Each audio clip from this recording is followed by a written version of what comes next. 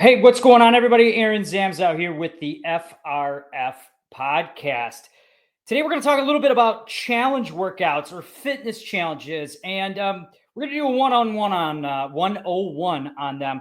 Partly because I'm seeing a lot of them pop up, and there's some really good things about them. There's also some things that I just want to make sure that that you have in mind when you do them. And, some of them don't make sense. Some of them are really, really dangerous for you in a way.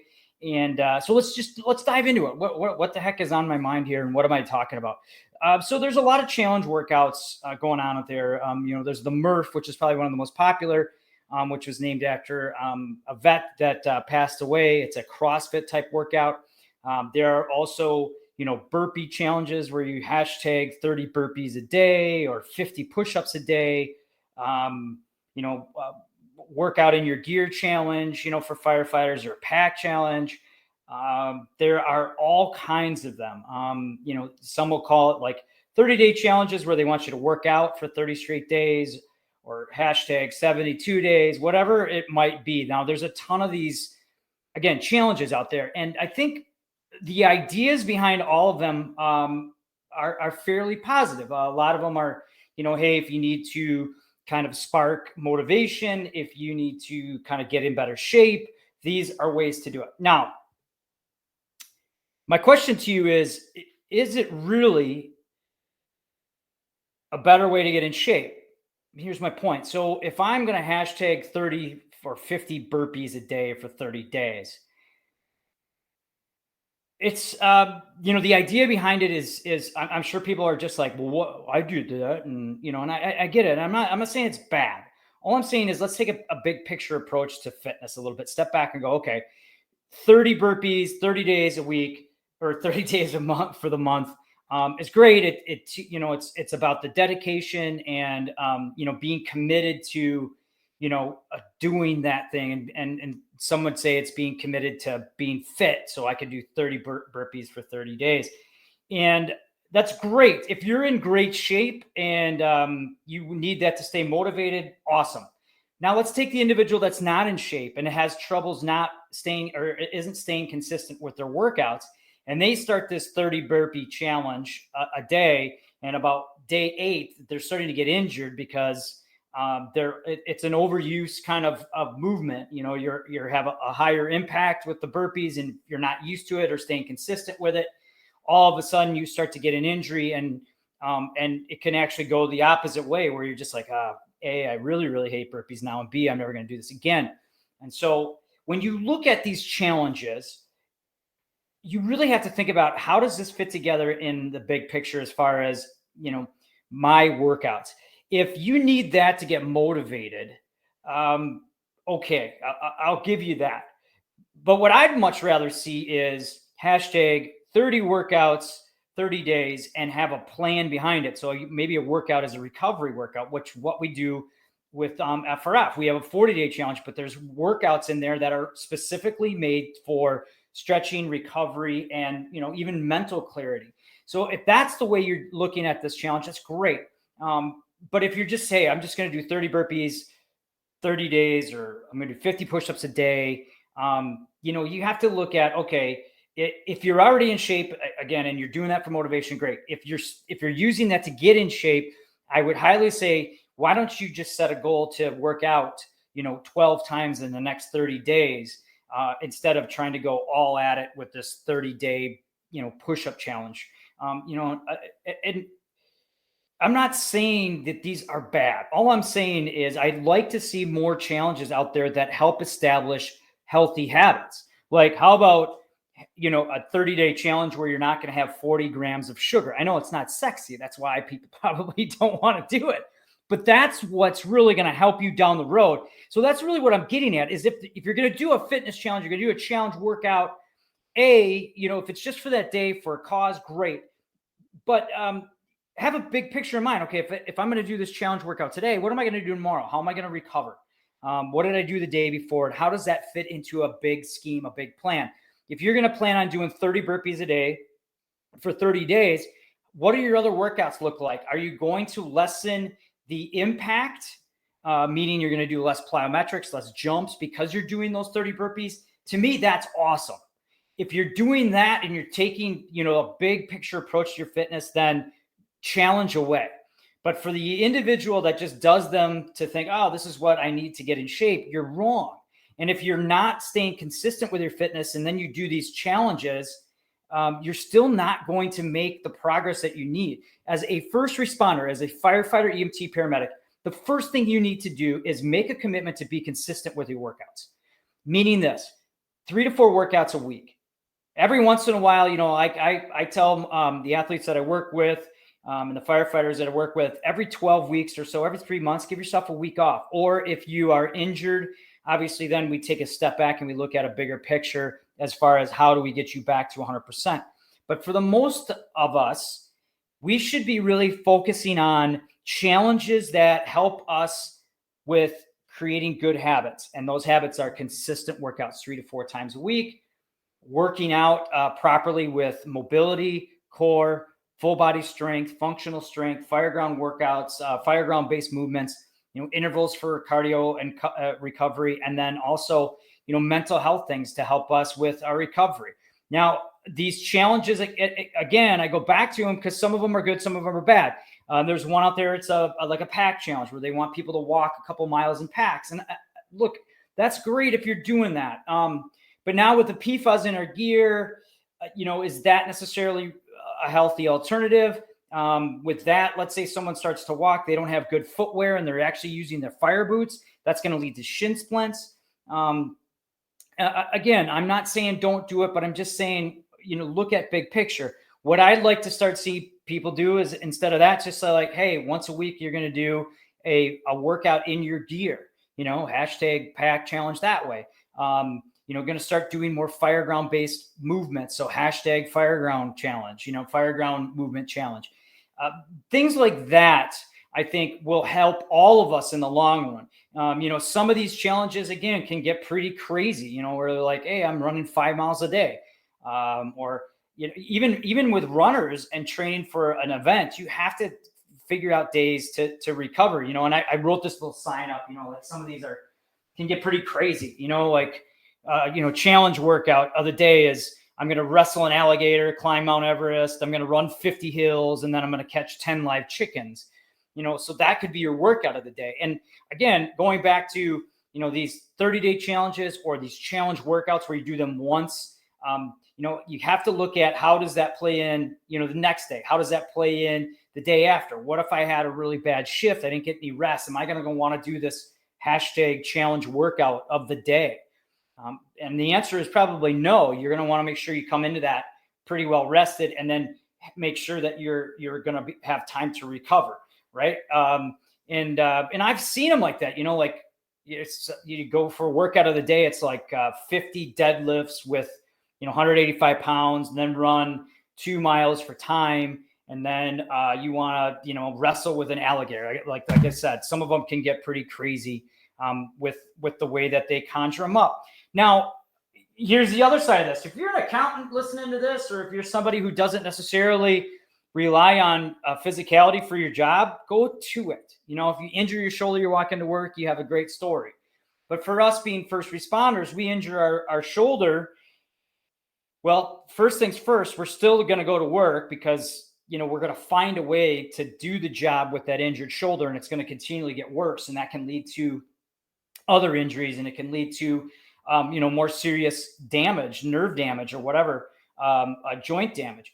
And so that's kind of why I don't like these workouts of the day, especially for us as first responders, because if you get hurt, you can't do your job as well as you should, and as well as you're capable of. Again, I've said it 4 times already. I'm not saying don't do them. I'm just saying have a big picture in mind.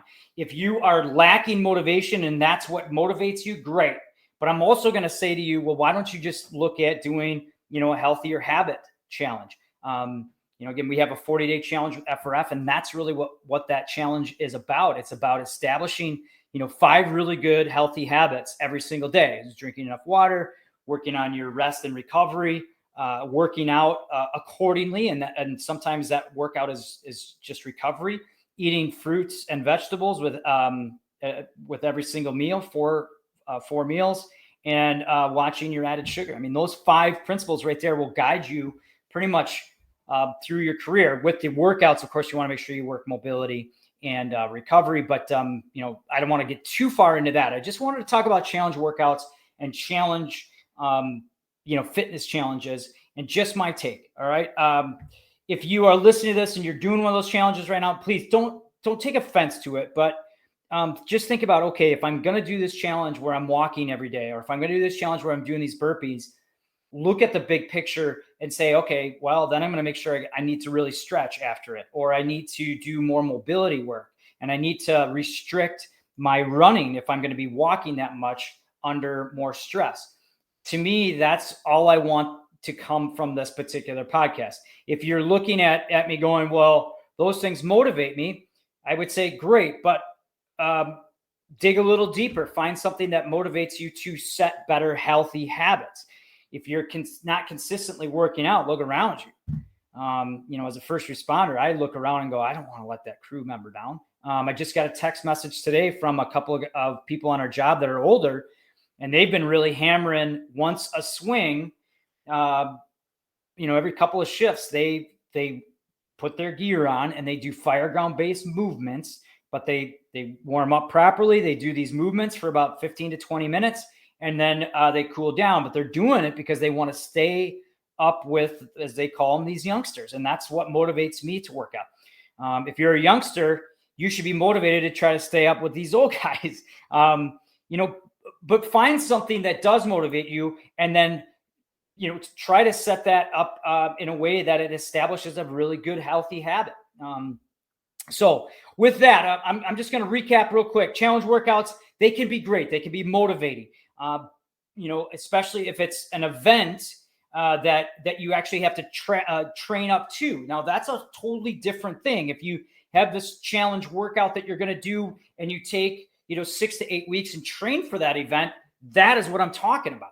But if you're just going to go do this workout without really prepping for it, this workout of the day without prepping for it, or if you're constantly doing these workouts of the day without really looking at what am I trying to establish big picture, you're kind of losing a little bit of what we really should be doing as first responders. It all goes back to this. Look, your workout should be doing 3 things. 1, it should be reducing your chances of injury. 2, it should be improving your performance. And 3, it should be prolonging your career as a first responder. If I'm doing this workout of the day that almost injures me every single time because I'm maybe not trained for it, or if I'm doing this fitness challenge where I start to get, shin splints or low back pain, that's not doing one of the 3 things. Okay. So what I'd like to do is #challenge improve performance, #challenge reduce injuries, right? Think of that manner. Again, if you're training for an event, make sure you have, 4 to 6 to 8 weeks. And I'll give you an example. We do the FRF 5K, and you might be looking at me going, well, you're a hypocrite because you're just saying don't do it. But I'm not saying that at all. I'm saying is have a plan to accomplish that workout of the day, which in this case is a FRF 5K plus 343. You have a training program that goes with it that builds up your stamina in running, talks about mobility to try to avoid, obviously, shin splints and other things that can happen with running, and really works a lot of body weight and metabolic stuff to help you perform that event better. In this case, we like to use this challenge workout and this program to help you improve performance, reduce injuries, and prolong careers. And that's great. So with the Murph, for instance, if you do the Murph once a year and you just do it because, hey, you can do it and you kind of keep your training up and then do the Murph, great. That's what I'm talking about. But if you're just like, hey, I'm going to go do the Murph because my buddy's doing it, that's not going to help you. That's going to get you injured, and then it's going to carry over into, a lack of fitness down the road. So with that, events are great. Train for them. Workouts of the day, I'm not a big fan unless you're taking a big picture. If I'm going to do this workout today, what am I going to do tomorrow? What did I do the last day? Can I change it around based off how much sleep, rest, recovery I got? These fitness challenges, I am not a fan of the fitness challenges or the hashtag challenges unless they help you establish a healthy habit. So if it's something about eating less sugar, if it's something about working out consistently, if it's something about water, great. If it causes you to possibly get into an overuse injury, like 50 push-ups a day or 50 body rows or 50 pull-ups or 50 burpees, I caution you to look at the big picture and say, all right, how can I adjust my other daily activities or my other workouts to help me fulfill that particular goal, and really look at what am I trying to get out of that hashtag challenge. All right. Am I trying to motivate other people? If that's the case, maybe do something that helps, again, goes back to establishing those healthy habits. When it comes to fitness, the biggest mistake I see a lot of us make is that we don't have a plan. We don't look down the road at, what's next. How can we progress to a goal? And it's a very short-sighted kind of looking approach to fitness. And that's actually just, that's the difference between, training and exercising. Exercising is kind of for that day. Training is big picture. How does everything come together and fit together to help us accomplish our goal? And as first responders, again, what's that goal? Well, it should be improve performance, reduce injuries, and prolong careers. And people go, well, what if I need to lose weight? Well, if you lose weight, that the research shows you're going to improve performance. If you reduce your chances of injuries by getting in shape, that's all part of the big picture. So I know it's kind of a rant and kind of a rave, but that's what these podcasts are for. It's for me just to kind of voice an opinion on fitness in the fire service, fitness for first responders. If you think I'm on to something or on something, let me know. If you don't agree with me, great. If you use a challenge, a hashtag challenge, and it worked for you, comment. I'm okay with that. All I'm telling you and seeing is what I've kind of seen, and I've tried some of these challenges, and some are great and some are not. But when you look at them, think big picture. Think of how does this work in towards my ultimate goal of being in shape, being able to do the job better for my community, for my family, for my crew. And that's what FRF is all about. That's the whole reason I try to do these podcasts, is just to get you better every single day, get you more fit, keep you fit, help you be, that the best version of yourself that you could be on the fireground and off. Because I love it. It's what I try to do and abide by. And, with that, please comment, please share. Let me know what you think. And thank you so much, though, for listening. And please send me messages with anything else you want me to address.